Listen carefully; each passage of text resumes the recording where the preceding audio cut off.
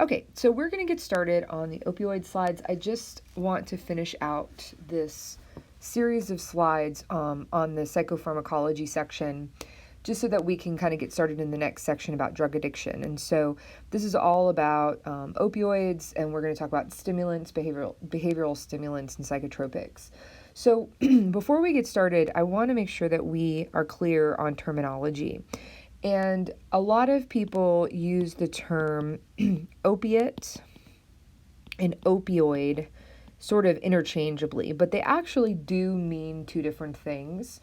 The opiate is what's naturally derived. So we talked in class about the fact that in our environment we do have natural opiates. We have the opium poppy, and that has been used, we've derived medication from that for thousands of years to do things like produce euphoria and produce a sort of an experience, to get closer to whatever, to nature, or to whatever spirit or whatever it might be that we're trying to do. It's also been used for pain management, for sleep. We've also talked the fact that it's been used for relief from diarrhea and coughing, and the reason why the derivations from opium are so helpful in relieving diarrhea is because it slows down the digestive system. And what happens is if you have really bad diarrhea, it's going to slow everything down so that you're not having to go to the bathroom as much. And so if you take any kind of pain medication that is derived from this, you'll find that it does slow down the digestive system. And then once you come off of the medication, if you've taken it high doses for an extended period of time, you can actually see that you can have some very serious digestive issues as a part of the withdrawal effect. Now, so the opiates are naturally derived. This can be anything that is derived from the flowering opium poppy plant. So examples of opiates could be morphine, codeine, heroin. These are all natural sources in terms of opiates. Now, opioid, what I like to call an umbrella term. Okay, so an opioid is really any substance, doesn't matter if it's natural. Okay, so this actually includes opiates, right? Or synthetic, that is binding to those opioid receptors in the brain.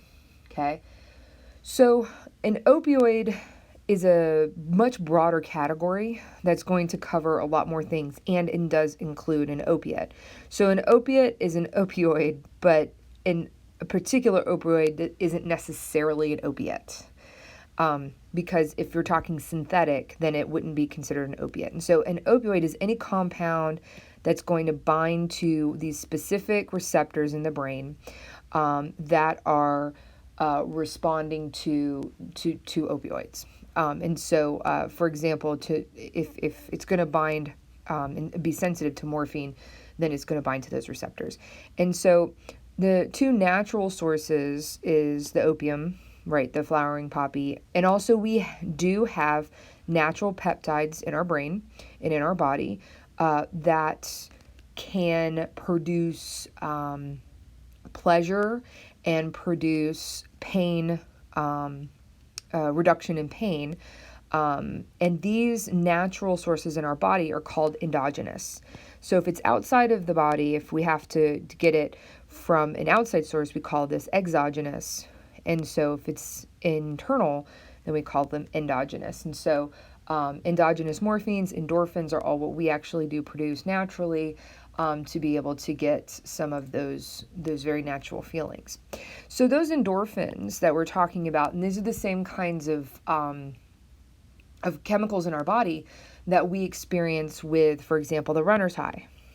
So when it comes to experience a runner's high, you might feel a lot of pain, and you are, maybe you have a cramp and you're running and you hit a wall. And then once you hit that wall, as soon as you pass over it, you get amazing feelings of euphoria, whatever pain you were experiencing, maybe a cramp or whatever is gone. and you are ready to tackle whatever's in front of you. And so a lot of people experience this runner's high and continue running for, a period of time after that they've hit that wall. And then they may continue to feel really good throughout the day. And that sort of high feeling is caused by those endorphins. And we have endorphins throughout our body, throughout our brain, and receptors that are in the spinal cord and that project throughout the brain. Now, these natural opioids, for example, morphine, as well as the synthetic ones, so things like heroin, oxymorphone, methadone, oxycodone, fentanyl, they're all going to mimic the chemical molecular structure of endorphins and be able to bind to those receptors that are sort of made for endorphins. So anything that's not necessarily, that isn't an endorphin, but chemically, molecularly looks like one enough to bind to a receptor, we're going to see that is going to bind to the receptor and produce the same sort of effects that we see in endorphins. And so what's really interesting is that, for a very long time, for thousands of years, we've realized that these sources produce these effects. And so over time, we have actually used these for clinical use, for analgesics, for pain management.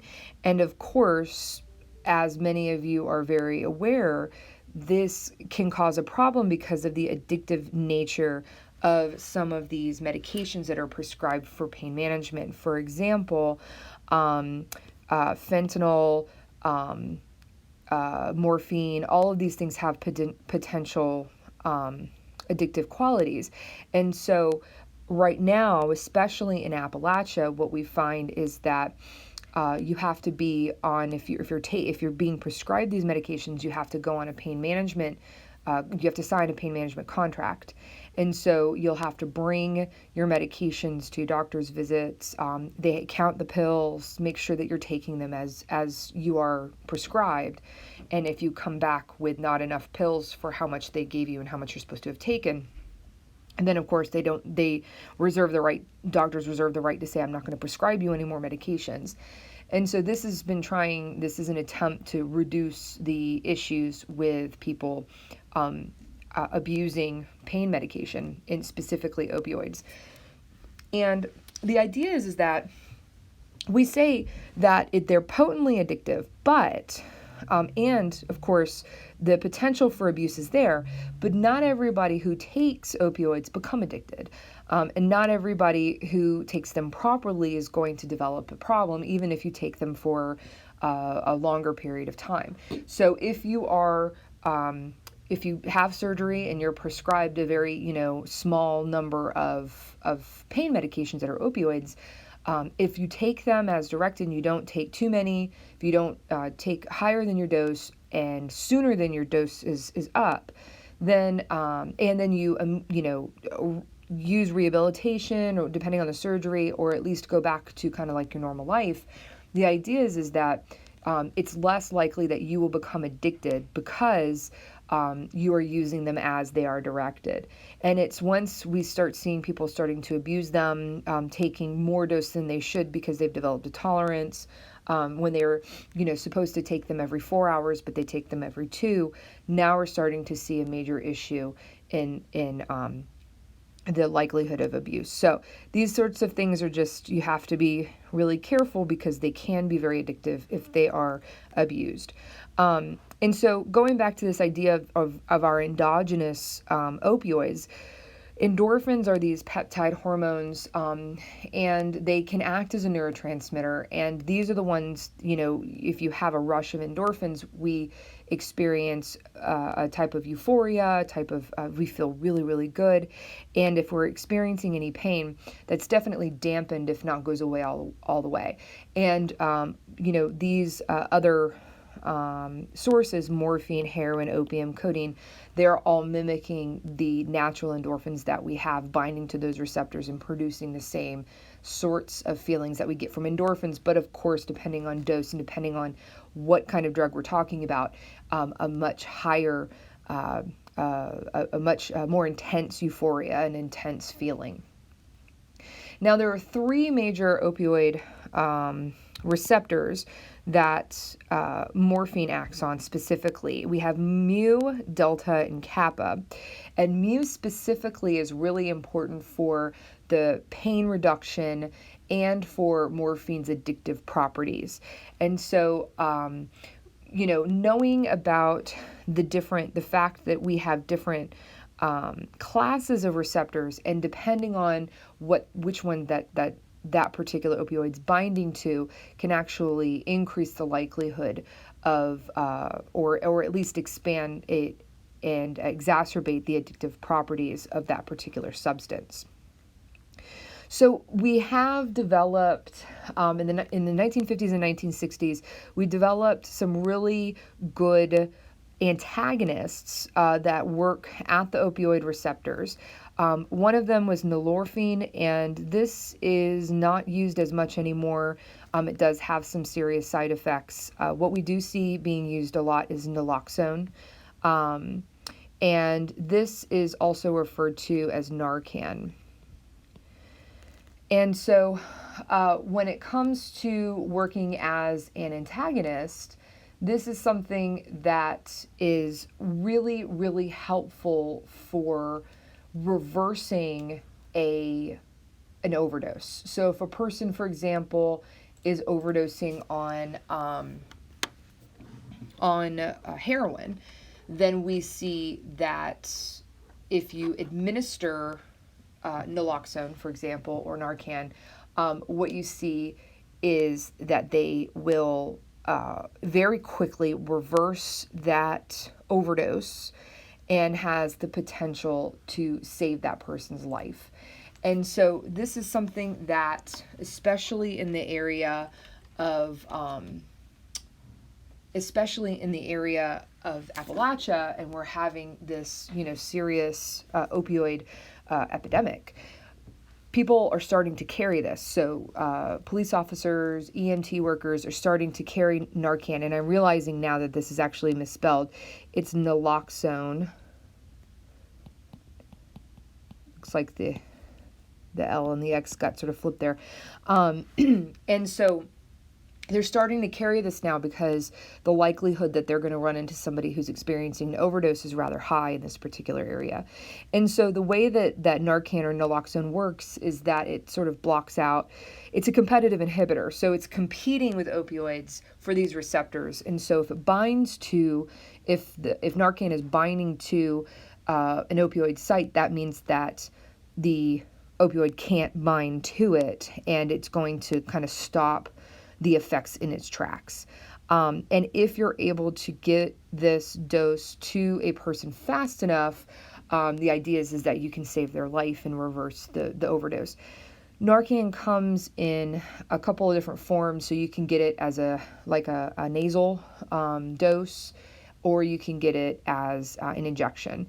And so looks almost like an EpiPen, and you can inject that if somebody is experiencing an overdose. And so if a person, for example, is on heroin, which is synthesized from morphine, this can be potentially really dangerous because you actually see that heroin works a lot faster and a lot better than morphine. And so that's why you're going to see somebody more likely to be addicted to heroin over morphine.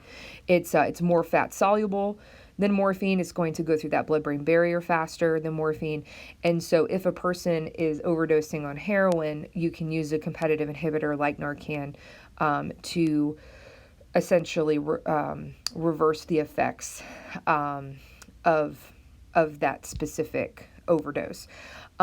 We also can see that other kinds of competitive inhibitors, so Narcan works in the moment to actually reverse that. We can also see different medications being used to treat addiction to help that person get through the withdrawal symptoms, because the withdrawal effects of opioids can be quite potent, quite powerful.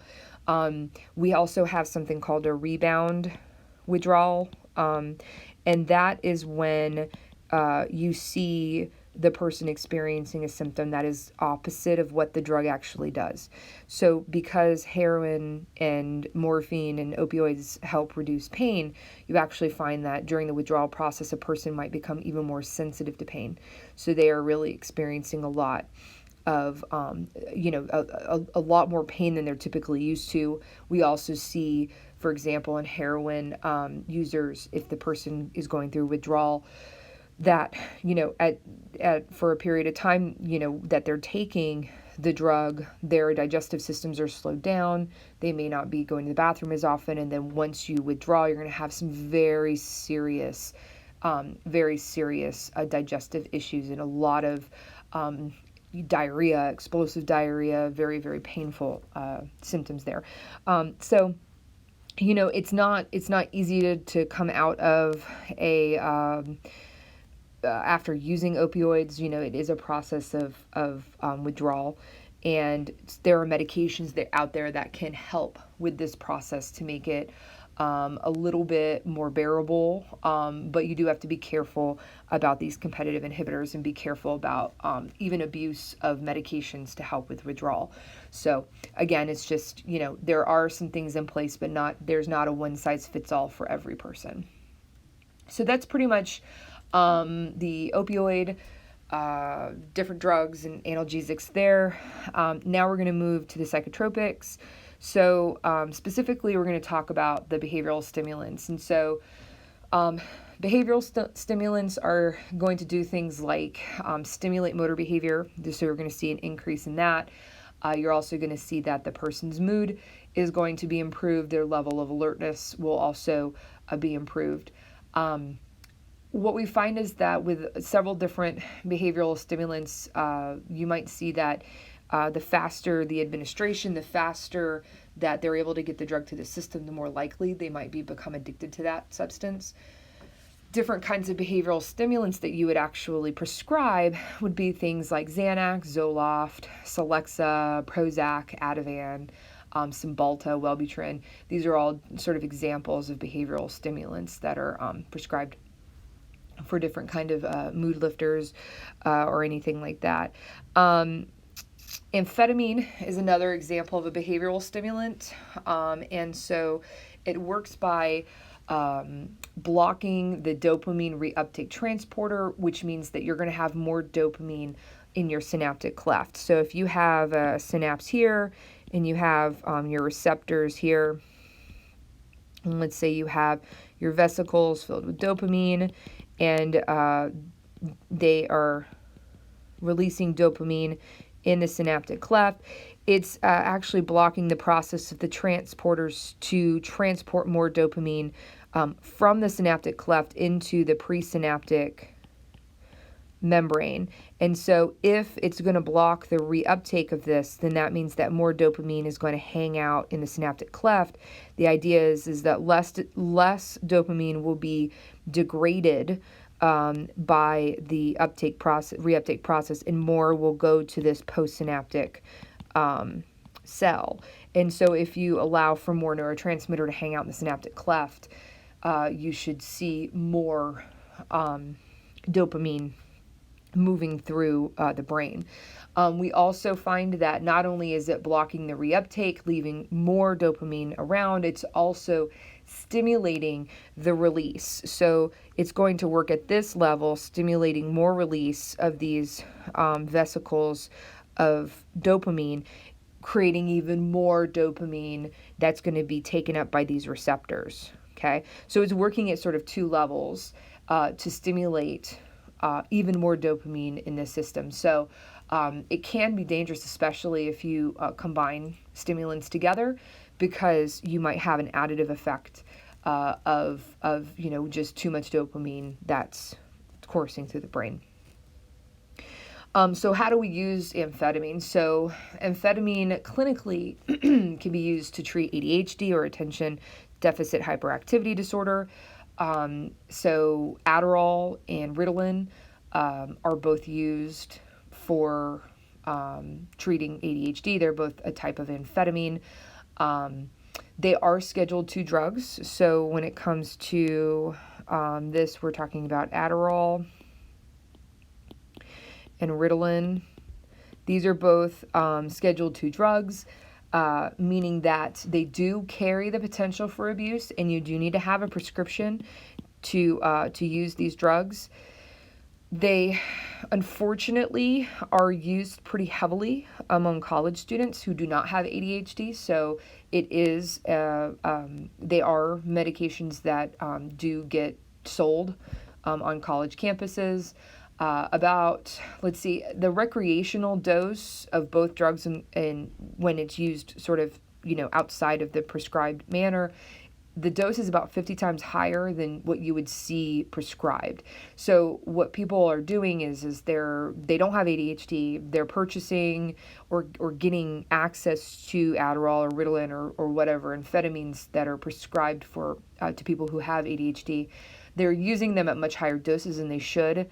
And they're usually doing it to study for a test or to remain extremely focused. But if you use these kinds of amphetamines for a really long period of time, so like chronic recreational use, we can see this actually leading to a type of psychosis. Because this is just excessive dopamine. And so we see things like hallucinations, delusions, paranoia. We see that people can experience disordered thought, and it looks a lot like schizophrenia. So you do have to be careful about using too much of this for too long. Amphetamines are also used for asthma. They're also used for weight loss drugs and stimulants are typically used for weight loss drugs as well, like caffeine, for example. Methamphetamine is a derivative of amphetamine. Obviously, it is a very potentially dangerous and devastating drug, depending on how long you use methamphetamine and how much you use. We're talking about potentially irreversible brain damage.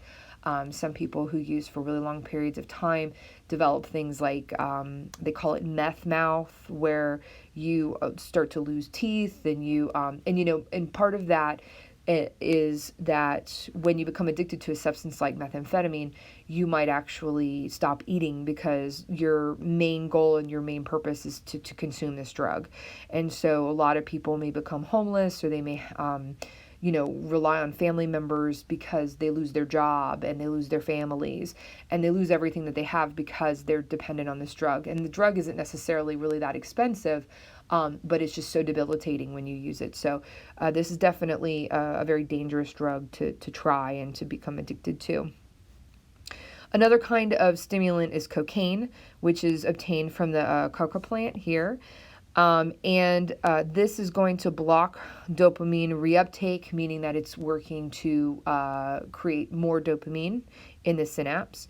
You can snort it as a powder here, or you can actually inject it, which is what most people refer to as, you can actually see the way that some people can actually melt it and put it in a syringe. It can be smoked through what a lot of people refer to as crack rock. And because it vaporizes at low temperatures, you can inhale that and smoke crack cocaine. But what's really interesting, so this is an addictive substance, and this is something that can be, potentially dangerous. We actually do have a lot of derivatives of cocaine or the coca plant, like Novocaine. Novocaine is used pretty regularly in the dental office as an anesthetic.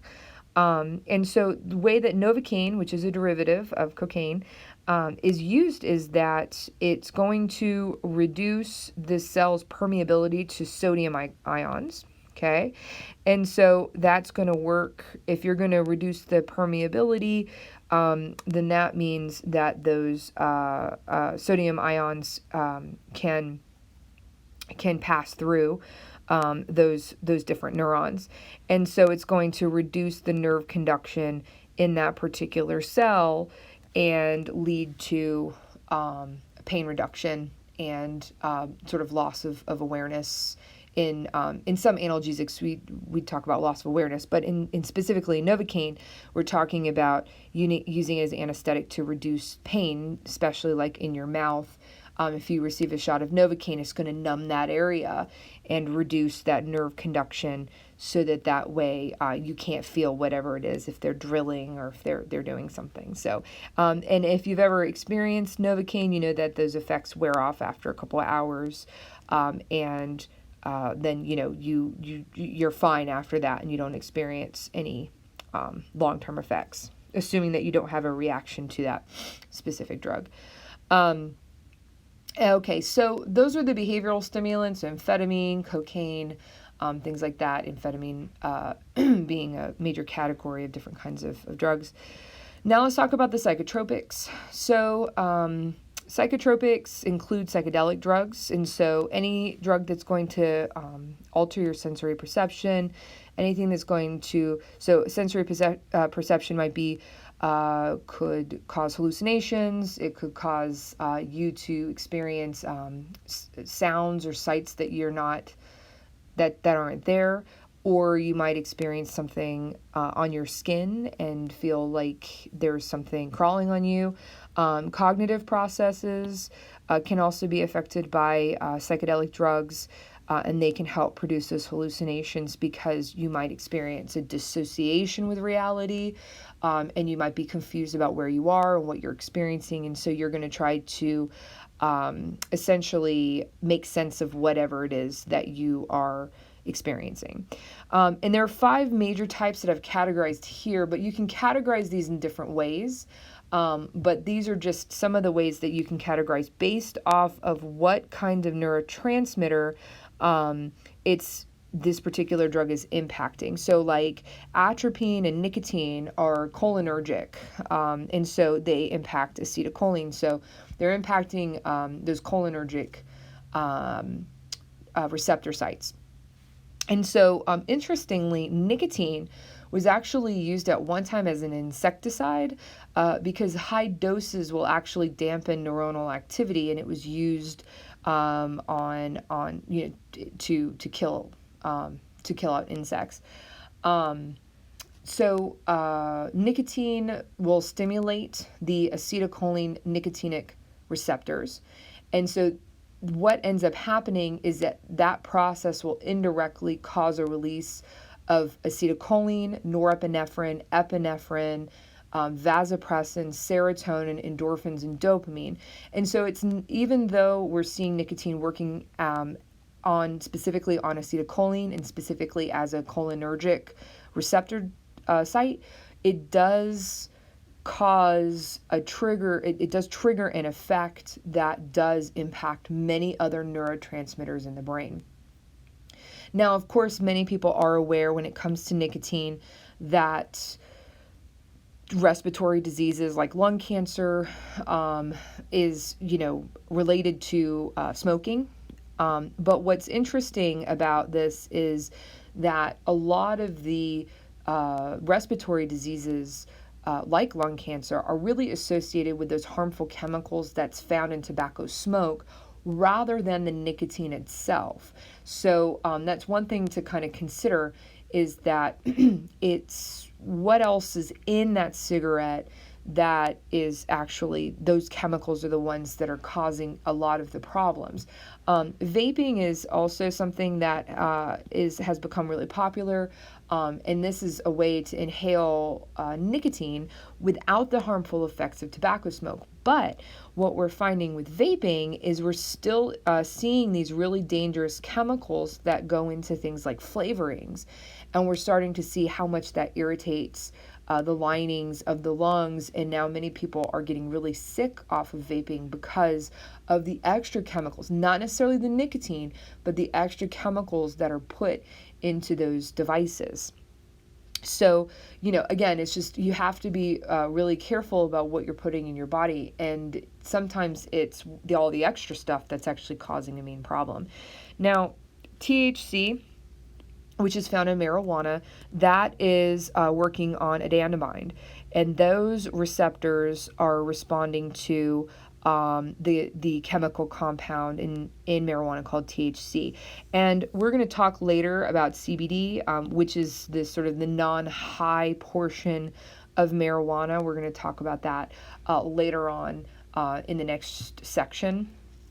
So we'll get to that in a little bit. Now, PCP and ketamine or special K work on glutamate receptors and glutamate neurotransmitter, and PCP is a dopamine agonist.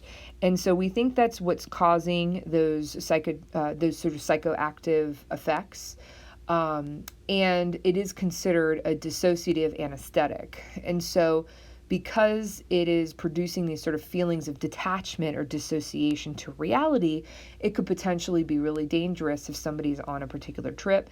But we do see with PCP that people do experience distorted sight and sound and sensory hallucinations because they've sort of dissociated with the reality that's around them.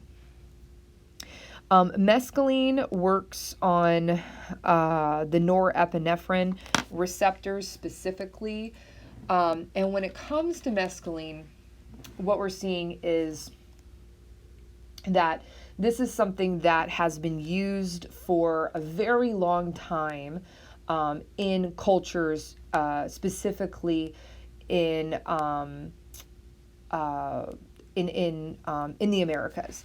And so the mescaline is actually derived from the peyote cactus. And so this can provide an avenue to experiencing a journey, right? So it might be used in a very specific, traditional, culturally specific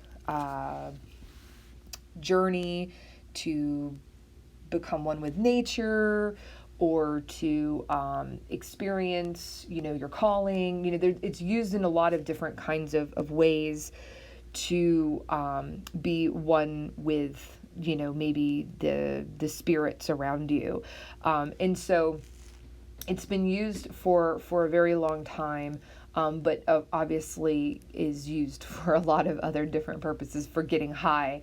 But it can, you can experience visions with it and different things like that. And it's working on the norepinephrine receptors. Now, LSD, psilocybin, which is mushrooms, ecstasy, those are all serotonin. They'll work on serotonin and serotonergic receptor sites, and can produce different kinds of hallucinations and highs and feelings of intense happiness, which is what we see a lot of times with ecstasy or X, and just feelings of just, I feel amazing and awesome, and wanting to touch people and just enjoy the moment. So as we know that serotonin is related to, a decrease in serotonin is related to depression. So as you can imagine, if you have more serotonin in your brain, then we're seeing more feelings of happiness. And so that's what we see, especially with ecstasy. Now, one thing to keep in mind is that, we've talked about the idea that drugs can really be categorized in many different kinds of ways. And so we can have a category of psychotropics, and we can actually see stimulants falling into that category. You can categorize based off of where are they, what neurotransmitter are they impacting, and you can also look at, is it a stimulant, is it a psychotropic? There's a lot of different ways to categorize drugs, and a lot of times we see overlap. So a general stimulant is going to cause an increase in the metabolic activity in the cells, and behaviorally we're going to see a particular reaction. Caffeine is a really good example of a stimulant where we see that it's working on adenosine, it's working on your adenosine receptors, and caffeine is going to inhibit that enzyme that's going to break down cyclic AMP. And so cyclic AMP is cyclic adenosine monophosphate. Misspelled that. Phosphate. And so this is sometimes called CAMP or a CAMP. And what this is, this cyclic adenosine monophosphate is working on adenosine, and is breaking down, it's inhibiting the breakdown of the second messenger. And so when we see an increase in cyclic adenosine monophosphate, we're going to see an increase in glucose, and that's going to allow for more energy and a higher rate of cellular activity. And so it also is going to promote the release of other neurotransmitters like dopamine and acetylcholine, and it's going to sort of cascade this effect that's going to kind of amp up everything and stimulate things like you're going to have an increased heart rate if you're consuming a high dose of caffeine, and you're going to feel a increased alertness. Many people are very aware of the effects of caffeine, and so caffeine is going to bind to those adenosine receptors without necessarily activating them. It's going to block them, so it's serving as an antagonist on the adenosine receptors. But the problem is that as you consume more caffeine, the adenosine receptors in your brain are going to respond to that because they're being blocked from doing what they need to do, which is adenosine helps make you sleepy. Caffeine's blocking adenosine, making you feel alert. Your brain will then actually work to create more adenosine receptors. And so you're consuming more caffeine. It's not doing it for you. You had one cup of coffee and the caffeine is just not working. You don't feel as alert. That's because your brain has created more receptors to counteract, more adenosine receptors to counteract the caffeine. Well, then you consume more caffeine after that. And again, this process continues. So you'll find that you develop a tolerance for it and perhaps need to every now and then increase your dose to get the same effect. And then once you withdraw completely from caffeine, that can have major effects, like it can give you a really bad headache and make you really grumpy and you might feel really groggy and not as alert because it's not doing what it's not working anymore because you're not putting it in your body. When we look at the use of caffeine, we're seeing about 85% of adults reporting in the United States that they consume caffeine on a daily basis, and that's a lot of caffeine consumption. And you don't just necessarily consume caffeine by just coffee. There's energy drinks, there's pre-workouts that you can take that have some really large doses of caffeine in them, and if you work out close to bedtime, for example, then you might experience a lot of difficulty falling asleep because you're just too alert. So you do have to be careful about caffeine because you can develop a tolerance, and you can affect your ability to fall asleep at night if you're taking caffeine too early in the morning, too late at night, not early enough in the morning, and you're just continuing to dose throughout the day. Caffeine has a half-life of about 4 to 6 hours. So every 4 to 6 hours, about half of that caffeine is leaving your body. So if you consume an 8-ounce cup of coffee, you might have 100 milligrams of caffeine, and if you consume that at 8 a.m., by the evening you're still going to have some caffeine in your blood. And so if you continue to dose throughout the day, then that's just going to add to that and potentially impact your sleep. So if you have any questions, please let me know, but hopefully this kind of went through them all and explained them pretty well for what we needed for this class. So if you have any questions, please let me know. Please email me, and if not, we will see you next time.